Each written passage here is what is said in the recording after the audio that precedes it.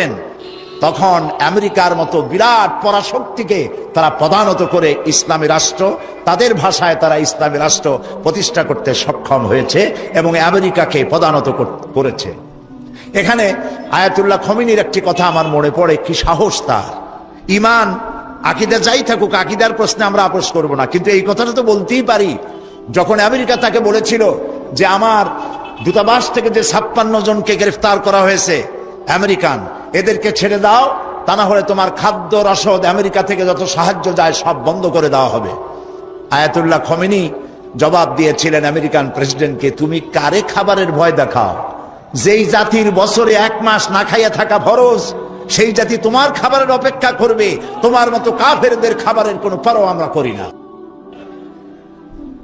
মুসলমানেরা যখন ঐক্যবদ্ধ হয়েছিলেন, আল্লাহ তাদেরকে বিজয় দান করেছিলেন সেখানে। ঠিক এমনি করে পাকিস্তানে যখন সর্বশ্রেণীর ওলামায়ে কেরাম মুত্তাহিদায়ে আমল, মজলিস মুত্তাহিদায়ে আমল এ নাম করে যখন একটি সংগঠন কায়েম করলো, সমস্ত ফিরকার মাকতুবায়ে খেয়ালের সমস্ত আলেমরা যখন ঐক্যবদ্ধ হলো, পৃথিবীকে অবাক করে দিয়ে ইসলামী শক্তি সেখানে বিজয় লাভ করলো। ঠিক অনুরূপ ভাবে বাংলাদেশ বিগত সরকার এইখানে অত্যাচার করেছে আলেমদের উপরে, এবং সবচাইতে বেশি দুশ্মনী করেছে তারা আলেমদের সাথে। আলেমরা ছিল তাদের জীবনের দুশ্মন। যে কবি তার কবিতার মধ্যে লিখেছে, ফজরের নামাজ যখন, ফজরের আজান যখন শুনি, মনে হয় যেন বেশ্যা তার খরিদ্দার ডাকতেছে। নাউজুবিল্লাহ। এই যে কবি, যে মুশরিক, নাস্তিক, মুরতাদ কবি যখন এই কবিতা পড়লো, লিখলো, তদানীন্তন প্রধানমন্ত্রী তাকে ডেকে নিয়ে জাতীয় প্রধান কবি হিসাবে তাকে পুরস্কৃত করলো। আর যে লোকটি হাদিস পড়ালো, 50 বছর ধরে হাদিসের ছাত্র বানালো দেশ জুড়ে, সেই শাইখুল হাদিসকে গ্রেফতার করে চোর আর ডাকাতদের মধ্যে রেখে দিল। বিনা কারণে 252টি মাদ্রাসা তারা বন্ধ করে দিল। এগুলি কি বানায় বললাম? এই মঞ্চে বসে আমি বলেছিলাম তাদের আমলে, নিশ্চয়ই আপনাদের মনে থাকার কথা, গারাঙ্গিয়া মাদ্রাসারে ভুয়া মাদ্রাসা বানাইছিল তারা। আমি বলেছিলাম গারাঙ্গিয়া মাদ্রাসা যদি ভুয়া হয়, তাহলে তুমি সরকার, তুমিও ভুয়া সরকার। 252টি মাদ্রাসা বন্ধ করে দিল। এবং 1 জানুয়ারি তাদের বিদায়ের বছর, 1 জানুয়ারি থেকে নিয়ে 30 জুন পর্যন্ত পাবলিক সিকিউরিটি অ্যাক্ট, জননিরাপত্তা আইনে মাদ্রাসার ছাত্র এবং শিক্ষক আর আলেম ওলামাদের 26,000 আলেমদেরকে গ্রেফতার করে কারারুদ্ধ করে তাদের উপরে নির্যাতন করেছিল। আলেম হলো তাদের দুশ্মন, আলেমদের নাম সহ্য করতে পারে না। আর নাস্তিক, মুরতাদ যারা, বুদ্ধিজীবী নামের মুরতাদ যারা, এরা তাদের কলিজার টুকরা মাথার উপর উঠায় রাখে। আর আলেম সহ্য হয় না, মাদ্রাসা সহ্য হয় না। সমস্ত কওমি মাদ্রাসাগুলি হরকতুল জিহাদ বানাবার, বোমা বানাবার আড্ডাখানা বলে তারা বলেছিল, প্রচার করেছিল। বাইতুল মোকাররমের মসজিদের ভিতরে ঢুকে মুসল্লিদেরকে পিটাইয়া মসজিদে মুসল্লিদের রক্ত দিয়ে লাল করে দিয়েছিল মসজিদকে। এগুলি বানানো কথা? এই সব অত্যাচারে অত্যাচারিত হলো দেশের জনতা, বিশেষ করে আলেম ওলামা। আমাদের মাথায় যে টুপি, এই টুপিটা কার? ফুরফুরা পীর সাহেবের টুপি? শর্ষিনার টুপি? জামাত ইসলামের টুপি? কার টুপি? নবী করিম সাল্লাল্লাহু আলাইহি সাল্লামের দেওয়া উপহার, মুসলমান পুরুষদের জন্য টুপি। সেই টুপিকে কুত্তার মাথায় পরিয়ে পোস্টার ছেপে শহরে বন্দরে সর্বত্র তারা ছড়িয়েছিল। সেই যন্ত্রণা সহ্য করতে না পেরে দেশের সমস্ত ওলামায়ে কেরাম ঝুঁকি নিলেন, জীবনের ঝুঁকি নিলেন। চাকরি চলে যায় যাক, ইমান যেতে দেব না। ঐক্যবদ্ধ হয়ে গেল সারা বাংলাদেশের আলেম ওলামা, পীর বুজুর্গ, এবং ঐক্যবদ্ধ হয়ে তারা আন্দোলন শুরু করলো। আল্লাহ তাআলা ওলামাদের ঐক্যের কারণে 4 দলীয় জোটের বিশাল অভূতপূর্ব বিজয় দান করে দিলেন। আজকে এই বিজয়কে ধরে নিয়ে আমাদেরকে ঐক্যবদ্ধ হতে হবে। ঐক্যবদ্ধ হওয়ার কথা এখানে অনেক এসেছে, কিন্তু কিভাবে ঐক্যবদ্ধ হব সেই কথা আমাদের অনেকের কাছে জানা নাই। কিভাবে ঐক্যবদ্ধ হব? আমি হযরত মাওলানা মুফতি সাঈদ আহমদ সাহেব, ওস্তাজুল আসাতিজা, আমি যা বলতে চাইছিলাম এমনি আমি ফকির মানুষ, আমার ঝুলি খালি। আমি যা বলতে চাইছিলাম তা অনেক তিনি বলে ফেলেছেন। এখন আমি ফকির মানুষ, কি বলবো আল্লাহই জানে। তিনি যে কথাগুলি বলেছেন অত্যন্ত গুরুত্বপূর্ণ কথা বলেছেন। এদেশে ওলামাদের ঐক্য নাই, এ কথা ঠিক নয়। ওলামাদের ঐক্য বহুলাংশে প্রতিষ্ঠিত হয়েই গেছে আলহামদুলিল্লাহ। এখন আগের মতো অত ফতোয়াবাজি নাই, এখন ঐক্যের প্ল্যাটফর্ম গড়ে উঠতেছে আলহামদুলিল্লাহ বলি। মার এসেছে পৃথিবী জুড়ে, মারের চোখে ঐক্যবদ্ধ হওয়াই লাগবে। বুশ মারা শুরু করেছে, এ মার আমাদের পাওনা ছিল। এটা আস্তে বলতেছি, আপনাদের কানে কানে বলতেছি। বুশের আশা খারাপ হয় নাই, আশা দরকার ছিল। ওমা আসাবাকুম মিন মুসিবাতিন ফাবিমা কাসাবাত আইদিকুম। মার খাইতেছো দুই হাতের কামাইয়ের কারণে। একজনে বিবাহ করছিল, কিন্তু বউ তার কাছে আসে না। 1 মাস 2 মাস 3 মাস চলে যায়, বেচারা খুব অসহায় হয়ে পড়লো। এত টাকা খরচ করলাম, তারপরে তাবিজের শরণাপন্ন হলো, দোয়ার শরণাপন্ন হলো, কোনো কাজ হয় না। সর্বশেষ এক বুজুর্গ ব্যক্তির কাছ থেকে চিনি পড়া নিয়ে পানের মধ্যে ঢুকাইয়া খাওয়াইছে। রাত দুপুর 2:30 3টা বাজে হঠাৎ করে বউ গলা জড়ায় ধরছে স্বামীর। স্বামী বলছে যে আল্লাহ, এই শেষে হুজুরের চিনি বড়া কামে লাগছে। বউ কয় যে কি এর চিনি বড়া কামে লাগছে, ঘরে চোর ঢুকছে তাই ভয়তে গলা জড়ায় ধরছে। বাড়িওয়ালা বলতেছে, স্বামী বলতেছে, আয় চোর, मैं तुझे खैर मकदम कहता हूं, तू हर रोज मेरे घर पे आया कर।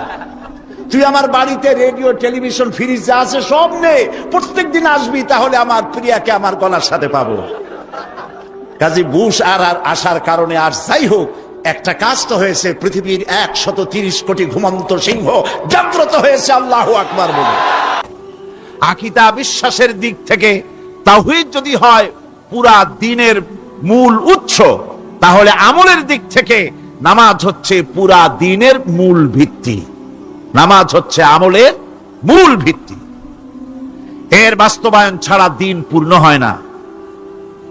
নামাজ মুমিনের কেবলমাত্র একটি উত্তম আমলই নয়, বরং নামাজ হচ্ছে ঈমানের মূল ভিত্তি। যার কাছে নামাজ নাই তার কাছে কিছুই নাই। রাসূল করিম সাল্লাল্লাহু আলাইহি ওয়াসাল্লাম বলেছেন যে নামাজ যে ব্যক্তি পড়ে না, আল্লাহ পাকের সাথে তার কোনো সম্পর্ক বাকি থাকে না। সুতরাং এই নামাজটা হচ্ছে যে একমাত্র একাগ্র চিত্তে আদবের সাথে আল্লাহর সামনে রুজু হয়ে যাওয়া।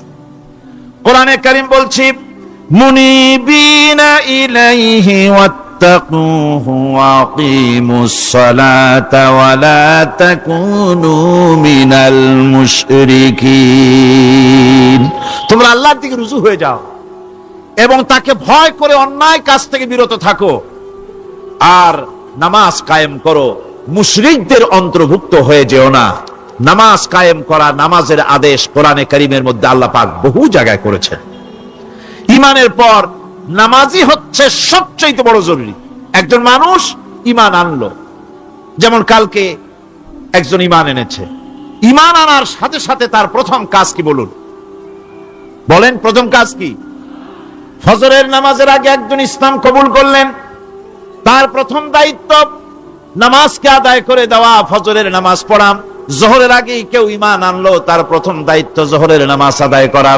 আসরের নামাজের আগে ঈমান এনেছে, তার প্রথম দায়িত্ব হলো আসরের নামাজ আদায় করা। তার মানে হলো ঈমান আনার পর একজন ঈমানদারের প্রথম দায়িত্ব হচ্ছে নামাজ। গুরুত্বপূর্ণ বিষয়, খুব ভালো করে শুনতে হবে, ইয়াদ রাখতে হবে প্রত্যেকটি মুসলমানের। এই নামাজ কি জিনিস, কেমনে আদায় করতে হবে, আদায় না করলে কি হবে, গুরুত্বপূর্ণ এই কথাগুলি প্রত্যেকের স্মরণ রাখতে হবে। কিয়ামতের দিন মানুষ যে জাহান্নামে যাবে, জাহান্নামের জন্য জাহান্নামে যে সব কারণে যাবে, তার মধ্যে বড় কারণ কালকে বলেছিলাম, দেখি মনে আছে নাকি? বড় কারণ কয়টা? কয়টা? আলহামদুলিল্লাহ মনে আছে। আল্লাহ রাব্বুল আলামিন বলেন, ইয়াতাসাআলুনা আনিল মুজরিমিন। কিয়ামতের দিন অপরাধীদেরকে জিজ্ঞেস করা হবে, মা সালাকাকুম ফি সাকার, জাহান্নামে কেন আসছো?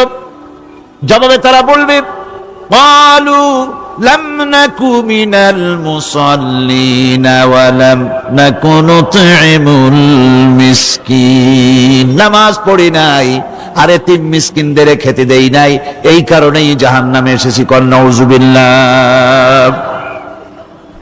নামাজ যারা পড়বে না জাহান্নামে যেতে হবে। কোথায় যেতে হবে?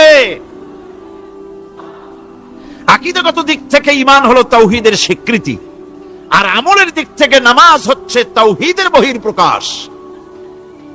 আপনি মুসলমান তা প্রমাণ হবে নামাজ দিয়ে। নামাজহীন ঈমানের দাবি মূল্যহীন। যার নামাজ নাই তার ঈমানের দাবি করার কোনো মূল্যই নেই। অনেক এরকম কথা বলে, হুজুর আমি মানুষটা নিতান্ত খারাপ না, যাই মনে করেন, গ্রামে রাস্তা বানাইছি, ব্রিজ করে দিয়েছি, কালভার্ট করেছি, এতিম মিসকিনরে তাও মাঝে মধ্যে খাবার দেই, বিধবারে কাপড় চোপড় দেই, মানুষটা আমি নিতান্ত খারাপ না, তবে এই মাঝে মধ্যে একটু নামাজ পড়ি না, তাতে কি আমার ঈমান নষ্ট হয়েছে নাকি? আমি বলি ভাই ঈমানই তো নাই, নষ্ট হবে কি? ঈমান থাকলে না নষ্ট হবে? ঈমান নাই। সুতরাং একজন মুসলমান যদি নামাজ না পড়ে নিজেকে মুসলমান বলে দাবি করার কোন হক তার নাই, দাবি করার অধিকার নাই। নামাজ হচ্ছে জিন্দেগি, নামাজটাই মূলত জিন্দেগি। নামাজটা কি? জিন্দেগি। আল্লাহ রাব্বুল আলামিন শিখাচ্ছেন, কুল ইন্না সালাতি ওয়া নুসুকি ওয়া মাহইয়ায়া ওয়া মামাতি লিল্লাহি রাব্বিল আলামিন। মুহাব্বতের সাথে সবাই পড়েন, কুল ইন্না সালাতি ওয়া নুসুকি ওয়া মাহইয়ায়া ওয়া মামাতি লিল্লাহি রাব্বিল আলামিন। বলো আমার নামাজ, বলো আমার নামাজ, আমার কোরবানি, আমার হায়াত, আমার মত সবকিছুই আল্লাহ রব্বুল আলামিনের জন্য নিবেদিত। আমার বেঁচে থাকা, আমার মরে যাওয়া সব আল্লাহর জন্য। সে আল্লাহ রব্বুল আলামিন, তার জন্য সবকিছু নিবেদিত করতে হবে। আল্লাহ পাকের গোলাম আমাদের বানিয়েছেন, আল্লাহ আমাদের গোলামি করা লাগবে। আর গোলামির নমুনা যাকাত দিয়া, হজ দিয়া, দান দিয়া, সদকা দিয়া, কোন জিনিস দিয়ে নামাজের মতো গোলামির উৎকৃষ্ট প্রমাণ বা নমুনা আর কিছুতে নাই। আমি যে গোলাম তার উৎকৃষ্ট প্রমাণ হচ্ছে নামাজ। নামাজেই একটা মানুষ গোলামির অনুভূতিতে তাকে নিয়ে যায়। বাদশাহ হোক, মন্ত্রী হোক, পীর হোক, মৌলানা হোক, মুহাদ্দিস হোক, বড় লোক হোক, গরিব হোক, পুরুষ হোক, নারী হোক, যেই হোক, নামাজে দাঁড়াইলো, একেবারে কান্দারে ধরিয়া কানের কাছে হাত দিয়া, হাত দুটো বাঁধিয়া মাথা নিচের দিকে দিয়ে দাঁড়ায় গেল। কিসের মতো? আসামির মতো, গোলামের মতো। সুবহানাল্লাহ। এদিক ওদিক তাকাইতে পারবা না, চোখটা থাকবে সেজদা যেখানে দিবা সেখানে। তাকানো নিষেধ, সেজদার দিকে তাকাও। এরপরে যখন রুকুতে গেলেন, গোলামির নমুনা হয়ে গেল। গোলামের এরকম মাথা নিচু করে থাকতে হয় প্রভুর সামনে। গেলেন, রাজা, বাদশাহ, বড় লোক, সব অহংকার চূর্ণ হয়ে গেল। নাক আর কপাল দিয়া আমার মাবুদের দরবারে মাথাটা লাগাই দিলাম জমিনের উপরে। সুবহানাল্লাহ। আমি আমার ভাষায় বলি, আমি আমার ভাষায় কথাটা এভাবে বলি, এই জমিনটা যদি কাগজ হয় আর আমার নাকটার কপালটা যদি কলম হয়, তাহলে আমি যে গোলাম দৈনিক 5 বার আমার নাক আর কপাল দিয়া জমিন নামক কাগজের উপরে, দাস খতের উপরে দৈনিক 5 বার নাক আর কপাল দিয়া সই করে দেই, আল্লাহ আমি তোমার গোলাম, আর কারো গোলাম নই। আমি একমাত্র তোমার গোলাম। ঘুমের থেকে উঠে সেজদা দিয়া বলি, দুপুরের সময় কাজ ফেলাইয়া আরেকবার বলি, বিকেল আসার আগে আসরে আরেকবার বলি, দিন যখন শেষ হয় আরেকবার বলি, রাতে যখন শুতে যাই আরেকবার সেজদা দিয়া ঘোষণা করি, মাবুদ আমি তোমার গোলাম। সুবহানাল্লাহ। নামাজ হচ্ছে ইসলামের গণ্ডির মধ্যে প্রবেশের প্রমাণ। কোরআনে কারীম বলছে ফাইন তাবু ওয়া আকামুস সালাতা ওয়া আতাউজ যাকাতা ফাইখওয়ানুকুম ফিদ্দীন, সূরা তওবা এসেছে। তারা যদি তওবা করে আর নামাজ কায়েম করে, যাকাত যদি আদায় করে, তাহলে এখন তোমাদের সে দ্বীনি ভাই, এখন ভাই হয়ে গেল। একটু আগে ছিল কাফের মুশরিক, এখন তোমার দ্বীনি ভাই। দ্বীনের গণ্ডির মধ্যে প্রবেশ করা, কলেমা পড়ার সাথে সাথেই নামাজ। নামাজ হচ্ছে দ্বীনের প্রধান গেট, দ্বীনের প্রধান তোরণ। দ্বীনের মধ্যে প্রবেশ করার জন্য এই গেট দিয়ে প্রবেশ করতে হবে। সুতরাং এই নামাজের এতই গুরুত্ব দেওয়া হয়েছে। ইসলাম যদি ক্ষমতায় আসে, আল্লাহ যেন এনে দেন, জোরে কোন আমিন। ইসলাম যদি ক্ষমতায় এসে যায়, রব্বুল আলামিন তাফসীরে মাহফিল কোরআন সামনে নিয়ে আশা করে তোমার দরবারে দোয়া করি, এই বিশাল জনসমুদ্রের দোয়া কবুল করো মাবুদ গো, এই বাংলাদেশকে ইসলামের দেশ বানাইয়া দাও।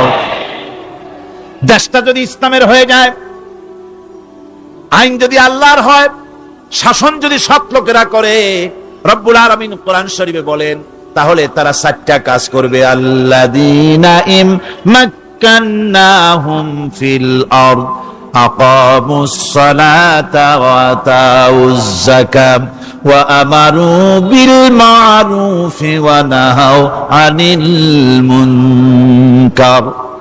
মুমিনেরা ক্ষমতা এসে প্রথম যে কাজটা করবে, প্রথমে ক্ষমতা এসেই নামাজ বাধ্যতামূলক করবে। প্রথম কি? ওয়াজ নসিহতে অনুরোধ করা হবে না, বাবাজিরা আল্লাহর রাস্তায় নামাজটা পড়ে না। রেডিও এবং টেলিভিশনের মাধ্যমে রাষ্ট্রপ্রধান অর্ডার করে দিবেন, যারা আকেল বালিগ সকলের জন্য নামাজ বাধ্যতামূলক, নামাজ পড়তেই হবে। এটা অর্ডার। বেলা যখন 1টা বেজে যাবে, বেলা যখন 1টা বাজবে, সমস্ত মসজিদে আজান শুরু হয়ে যাবে। আজানের সাথে সাথে অফিস, আদালত, কল কারখানা, ক্ষেত খামার, শিক্ষাঙ্গন সব ডেডলক হয়ে যাবে। আধা ঘন্টার জন্য বন্ধ হয়ে যাবে। যারা মুসলমান অফিসে, কলেজে, ইউনিভার্সিটিতে, সর্বত্র তারা নামাজের জন্য প্রস্তুতি নেবেন। আধা ঘন্টার ভিতরে নামাজ আর খানা সেরে আবার কলেজ চলবে, বিশ্ববিদ্যালয় চলবে, কল চলবে, কারখানা চলবে, ক্যান্টনমেন্ট চলবে, সেক্রেটারিয়েট চলবে, সব আপন গতিতে চলতে থাকবে। আল্লাহর রহমত, বরকত আকাশ ফেরে নাজিল হয়ে যাবে। আর এই অর্ডার যে দেওয়া হবে, নামাজ পড়বেন, সেখানে থানায় যখন আজান হবে, থানায় আজান হয়ে গেছে, থানার স্টাফ, পুলিশ যারা আছে জামাতে খাড়া হয়ে যাবে, ইমামতি করবেন ওসি সাহেব। এসপির অফিসে এসপি সাহেব ইমামতি করবেন, ডিসি সাহেব তার অফিসে ইমামতি করবেন, মন্ত্রী সেক্রেটারিয়েট ইমামতি করবেন, প্রেসিডেন্ট বঙ্গভবনে ইমামতি করবেন, বিশ্ববিদ্যালয়ের ভাইস চ্যান্সেলরের ইমামতিতে সে জায়গার মুসলমান ছাত্র ছাত্রী, শিক্ষক শিক্ষয়িত্রী এক জামাতে নামাজ আদায় করবে। এই যদি হয় চিত্র দেশের, অপরাধ থাকবে? থানায় ওসি সাহেব নিজেই যদি জামাতের ইমামতি করেন, এইভাবে নামাজ আদায় করেন পুলিশদের নিয়ে জামাতে, ঘুষ আর খাবে তারা? এসপি সাহেবের অফিসে, ডিসি সাহেবের অফিসে মন্ত্রীরা যদি এভাবে নামাজ কায়েম করে, তাহলে কি অন্যায় অপরাধ কিছু থাকবে সমাজে? থাকবে না। সুতরাং নামাজ বাধ্যতামূলক করে দেওয়া হবে। নামাজ বাধ্যতামূলক, সকলকে নামাজ পড়তে হবে। নামাজ হচ্ছে অপকর্মের প্রতিবন্ধক। নামাজ পড়লে অন্যায় কাজ থেকে বাঁচার পথ। অন্যায় থেকে বাঁচাই কিসে? নামাজ। আল্লাহ রাব্বুল আলামিন বলেন, উতলু মা উহিয়া ইলাইকা মিনাল কিতাবি ওয়া আকিমিস সালাম ইন্নাস সালাতা তানহা আনিল ফাহশাই ওয়াল মুনকার। হে নবী, এই কিতাব তেলাওয়াত করো যা তোমার প্রতি অবতীর্ণ করা হয়েছে, এই কিতাব তেলাওয়াত করো আর নামাজকে প্রতিষ্ঠা করো। নিঃসন্দেহে নামাজ মানুষকে পাপাচার থেকে বাঁচায়া দেয়। অশ্লীলতা পাপাচার থেকে মানুষকে বাঁচায় কে? জোরে চিল্লায় কোন কে? এই নামাজ মানুষকে অন্যায় কাজ থেকে বাঁচায় দেয়। নামাজ যে মানুষকে অন্যায় কাজ থেকে বাঁচায়, কেমনে বাঁচায়? আমরা যে নামাজ পড়ি এই নামাজে তো আমাদেরকে অন্যায় কাজ থেকে বাঁচাইতে পারে না। নামাজি বহুত মানুষ আছে অন্যায় করে, করে কিনা কোন না করে না করে নামাজি অথচ অন্যায় করে। আর আল্লাহ বলছেন নামাজিকে, নামাজ তাকে অশ্লীলতা থেকে ফিরায়। তাহলে কথা কাটটা ঠিক? আল্লাহটা জোরে বলেন কাটটা ঠিক? অবশ্যই আমার আল্লাহর কথা হক। আমি ভুল করতেছি, আমি যেন কোথাও ভুল করতেছি, সামথিং ইজ রং, কোথাও যেন আমরা ভুল করে বসতেছি, সেই ভুলটা কি আমরা আবিষ্কার করতে চেষ্টা করবো ইনশাআল্লাহ। প্রথম যে কথাটা সেটা হচ্ছে যে আমরা যা নামাজে পড়ি আমরা তা বুঝি না। কথা ঠিক কিনা? আমি যদি এখন প্রশ্ন করি সামি আল্লাহু লিমান হামিদা অর্থ কি কোন, ফার্স্ট ডিভিশনে কয়েকটা লেটার নিয়ে ফেল করবেন এরকম লোক আছেন না নাই? সুবহান রাব্বিয়াল আলা অর্থ কি জানি না, সুবহান রাব্বিয়াল আযীমের অর্থ কি জানি না, দোয়া কুনুত অর্থ কি জানি না, তাশাহুদ অর্থ কি জানি না, সূরা ফাতিহার অর্থ কি জানি না। এমন কি উযুর মধ্যে কয়টা ফরজ তাও অনেকের জানা নাই। কথা কি বেশি বললাম না ঠিক বলছি? একজনে জিজ্ঞেস করলো, মিয়া উযুতে কয় ফরজ? হুজুর কি মনে করেন এটা বুঝি জানি না, এটা তো সাধারণ ব্যাপার, বলেন না কয় ফরজ? উযুতে তো 17 ফরজ। কি কি কয়? হাত ধোয়া, পাও ধোয়া, মুখ ধোয়া, নাক ধোয়া, চোখ ধোয়া, জিহ্বা ধোয়া, মাথা ধোয়া। বলতে বলতে গুণে দেখা গেল প্রায় 19টার মতো বলছে। বলা হলো, মিয়া বললেন আপনি উযুতে ফরজ 17টা, কইলেন আপনি 19টা। কয় হুজুর জানি আরো, বলি না আপনাদের ভয়তে। উযু জানে না, নামাজ জানে না, তাকে এই নামাজ কেমনে ফিরাবে অন্যায় কাজ থেকে? কথা বুঝতে পেরেছেন? নামাজে আল্লাহু আকবার বললাম, এরপরে সানা পড়লাম, তারপরে সূরা ফাতিহা পড়লাম। সূরা ফাতিহার ভিতরে যে সমস্ত কথাগুলি বললাম সেই কথাগুলি বুঝি না, কি বলেছি তাও জানি না। এরপরে সুবহান রাব্বিয়াল আলা বলেছি, সুবহান রাব্বিয়াল আযীম বলেছি, সামি আল্লাহু লিমান হামিদা বলেছি, অর্থ কি জানি না। আল্লাহ তা শুনতে পান, যে ব্যক্তি আল্লাহর প্রশংসা করেন তিনি তা শুনতে পান। নামাজের মধ্যে আইডিয়া দেওয়া হচ্ছে, তুমি যে আল্লাহর জন্য নামাজ পড়তেছো, প্রশংসা করতেছো, এটা এমন নয় যে আল্লাহ পাক দেখছেন না বা শুনতেছেন না। তুমি যা বলতেছো, প্রশংসা করতেছো, আল্লাহ পাক তা শুনতে পাচ্ছেন। সামি আল্লাহু লিমান হামিদা, সুবহান রাব্বিয়াল আলা। আমি মহান সর্বশ্রেষ্ঠ আল্লাহ রাব্বুল আলামিনের পবিত্রতা ঘোষণা করছি, আমি তার প্রশংসা করছি। সূরা ফাতিহার কি আমরা বলি আপনারা ব্যাখ্যা দেখে বুঝে নিয়েন, সেগুলি আমি এখানে বলে বাকি কথা সব শেষ করতে পারবো না।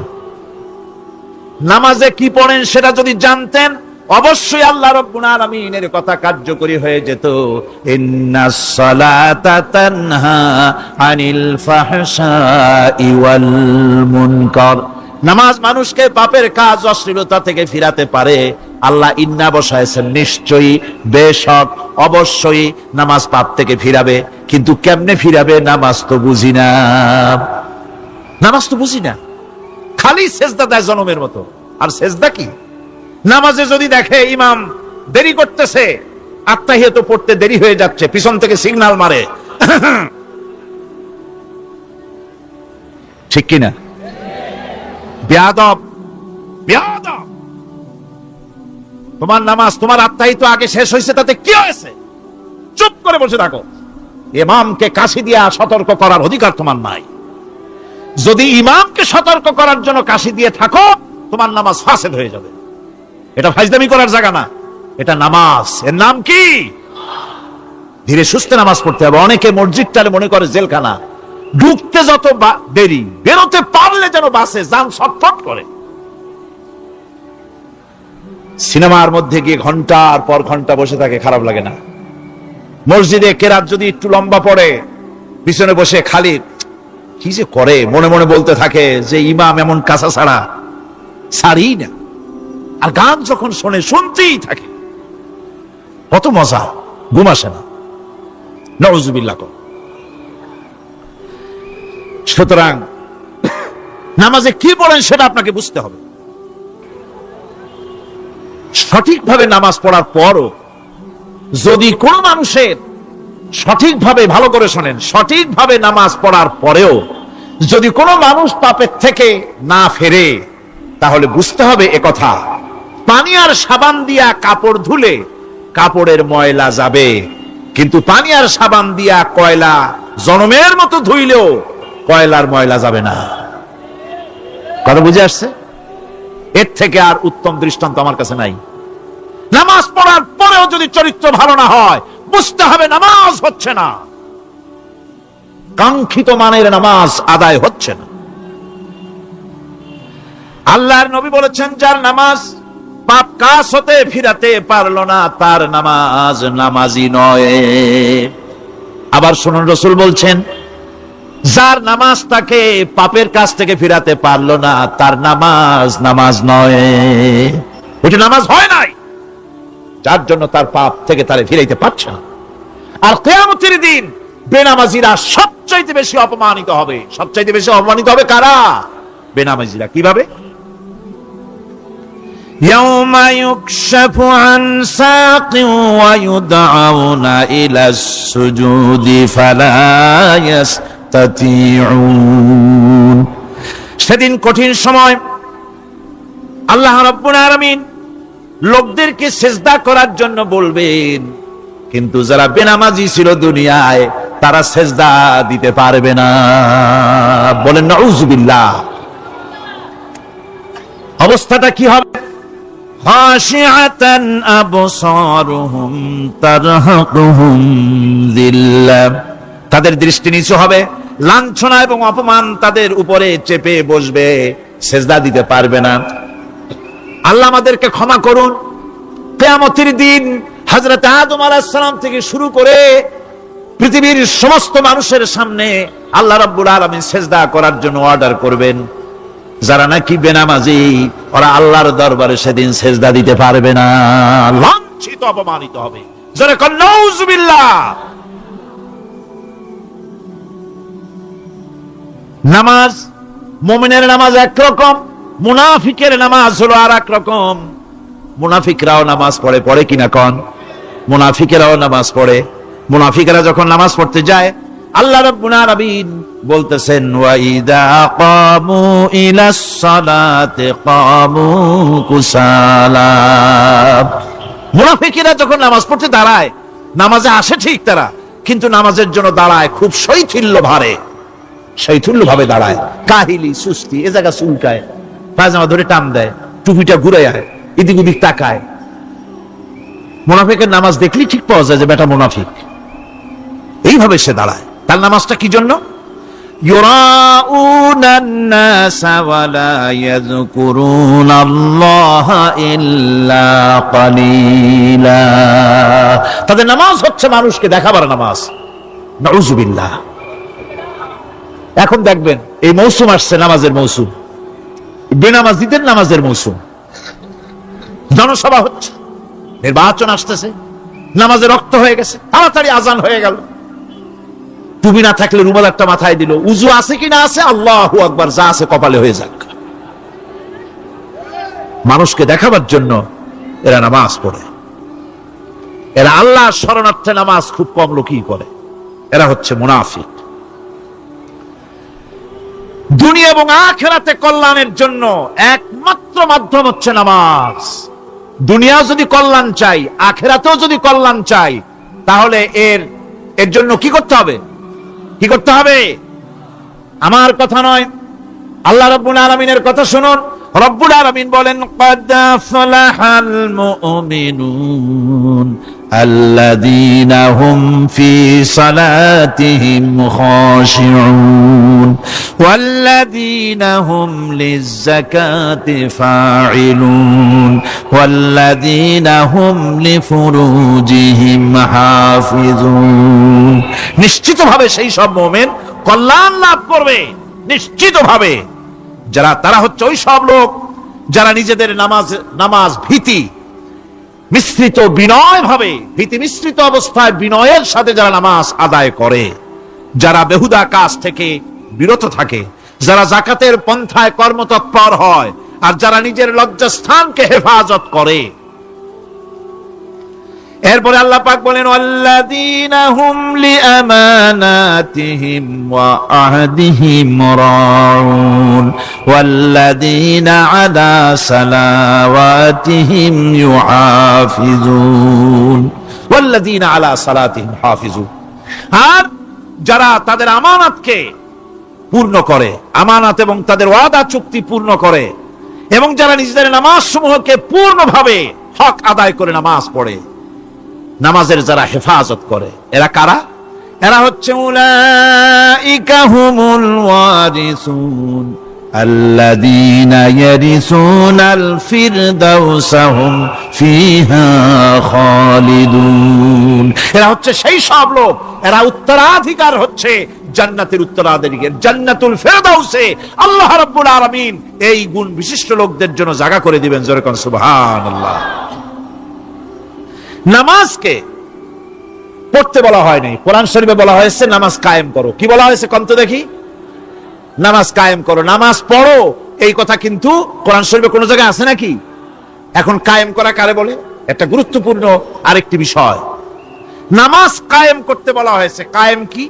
কায়েমটা হচ্ছে দৃষ্টান্ত স্বরূপ বলা যায় যে জিনিসটা সমাজে প্রতিষ্ঠিত আছে ওইটারে বলে কায়েম হওয়া, আর যেটা প্রতিষ্ঠিত নাই ওটা কায়েম নাই। কায়েম মানেই হলো প্রতিষ্ঠিত থাকা। যেমন আমাদের দেশে, আমাদের সমাজে নারী পুরুষ শিশু বৃদ্ধ সকলেই কাপড় পরা, শাড়ি পরা, লুঙ্গি পরা, এই কাপড় পরাটা কায়েম আছে, প্রতিষ্ঠিত আছে না নাই? যার কারণে কাপড় পরা সমাজে কায়েম আছে বলে উলঙ্গ মানুষ সমাজে খুঁজে পাওয়া যায় না, পাগল ছাড়া। ঠিক কিনা? একটা বাচ্চাকেও যদি উলঙ্গ হতে বলেন এখানে, 5 বছর 6 বছর একটা বাচ্চাকেও, সে কিন্তু রাজি হবে না। ঠিক কিনা? যেহেতু কাপড় পরা সমাজে প্রতিষ্ঠিত আছে সেহেতু উলঙ্গ মানুষ পাওয়া যায় না, কাপড় পরাটাই এখানে প্রতিষ্ঠিত। সুতরাং এখন অবস্থাটা এই হয়েছে, কাপড় পরা প্রতিষ্ঠিত আছে বলে কোন উলঙ্গ মানুষ এসে যদি এই মঞ্চে দাঁড়ায় আর বলে আমাকে একটু বক্তৃতা করতে দেন, আপনারা কি করবেন? মঞ্চে তো উঠতেই দিবেন না। উলঙ্গ মানুষ যদি কোনো চাকরি নিতে যায় ইন্টারভিউতে, তাকে লাইনে দাঁড়াইতে দেবে? দেবে না। এমন কি উলঙ্গ হয়ে যদি বাড়িতে প্রবেশ করে, তার বউ দূর দূর করে তাড়ায় দেবে। ঠিক কিনা? যেহেতু সমাজের ভিতরে কাপড় প্রতিষ্ঠিত আছে, সেই জন্য এই উলঙ্গ মানুষ পাওয়া যায় না। অনুরূপ ভাবে নামাজ যদি প্রতিষ্ঠিত হতো সমাজের ভিতরে, তাহলে বেনামাজি খুঁজে পাওয়া যেত না। চাকরি করতে গেলে সেখানে নামাজ মানদণ্ড হয়ে যেত, নামাজ পড়ে কিনা তা দেখে নেওয়া হতো। বেনামাজি লোক পাওয়াই যেত না যদি প্রতিষ্ঠিত থাকতো। প্রথম প্রশ্নই হতো তুমি নামাজ পড়ো কিনা। ইলেকশনে যদি একজন উলঙ্গ মানুষ এসে দাঁড়ায়, ভাইরা এবার আমার বোতল মার্কা বাক্স, উলঙ্গ মানুষ এসে ভোটে দাঁড়াইছে, আপনারা ভোট দিবেন? দিবেন। ওইটা কাপড় প্রতিষ্ঠিত আছে বলে, লুঙ্গি প্রতিষ্ঠিত সমাজে আছে বলে উলঙ্গ মানুষকে আপনি ভোট দিবেন না। নামাজ যদি প্রতিষ্ঠিত থাকতো সমাজে, বেনামাজি মানুষ যদি এসে মঞ্চে দাঁড়ায়া যতই বলতো আমি ক্ষমতায় গেলে এই করব সেই করব, নামাজ প্রতিষ্ঠিত থাকলে পরে বেনামাজিরে কেউ ভোট দিত না। নামাজ যদি প্রতিষ্ঠিত থাকতো তাহলে অফিসের অফিসার তো দূরের কথা, বেনামাজি অফিসের ঝাড়ুদারের চাকরিও তার কিসমতে জুটতো না যদি নামাজ প্রতিষ্ঠিত থাকতো। এর নাম হলো নামাজ কায়েম হওয়া। নামাজ কায়েম থাকলে এই অবস্থার সৃষ্টি হতো। এই জন্য আল্লাহ পাক বলেছেন নামাজকে কায়েম করতে হবে। নামাজ হবে সব ভালো কাজের মানদণ্ড। সমস্ত ভালো কাজের মানদণ্ড কি? নামাজ। নামাজ আমাদেরকে বড় রকমের শিক্ষা দেয়। কি শিক্ষা দেয়? নামাজ আমাদের শিখায় ঐক্য আর ভ্রাতৃত্ব। ভ্রাতৃত্বের আর ঐক্যের শিক্ষা দেয়, এক নেতার আনুগত্য করা শিখায়। জামাত যত বড় হোক, ইমাম হবে কয়জন? একজন ইমাম হবে। আর এই ইমাম মানে কি? নেতা। ইমাম মানে কি? নেতা নির্বাচন শিখায় নামাজে। নেতা নির্বাচন কে শিখায়? নামাজ শিখায়। বোঝেন খুব ভালো করে। কিভাবে? মনে করুন চট্টগ্রাম শাহী মসজিদে ইমাম প্রয়োজন। এখন সেই ইমাম নেওয়ার জন্য ইন্টারভিউ কল করা হলো, বিজ্ঞাপন দেওয়া হলো পত্রিকায়। অনেক